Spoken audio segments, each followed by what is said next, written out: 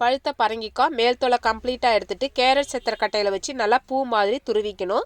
அப்புறம் பசலைக்கீரையை சின்ன சின்னதாக கட் பண்ணி கார்ன்ஃப்ளவர் 1 ஸ்பூன் போட்டு மிக்ஸ் பண்ணி அதை தனியாக வச்சுக்கணும்.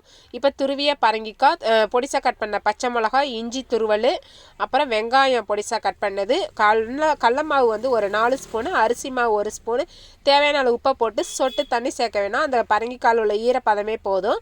மிக்ஸ் பண்ணிவிட்டு இதை சின்ன சின்ன உருண்டையாக பிடிச்சி முன்னாடி உருண்டையை ரெடி பண்ணிக்கணும். இப்போ இந்த உருண்டையை எடுத்து நம்ம கட் பண்ணி வச்சிருக்கிற பசலைக்கீரையில் ஒரு பெரட்டை வச்சு இதே மாதிரி எல்லா உருண்டையும் பசலைக்கீரையில் ஒரு பெரட்டி அதை ரெடி பண்ணி வச்சுக்கணும். இப்போ அடுப்பில் கடாயை வச்சுட்டு எண்ணெய் காஞ்சோட நம்ம ரெடி பண்ணி வச்சுருக்கிற இந்த பரங்கிக்காவை எண்ணெயில் போட்டு பொரித்து எடுக்க வேண்டியதான். டேஸ்ட்டு வந்து அல்டிமேட்டாக இருக்கும். நீங்களும் இந்த மாதிரி மெத்தடில் பரங்கிக்காவை ட்ரை பண்ணி பாருங்கள். தேங்க்யூ.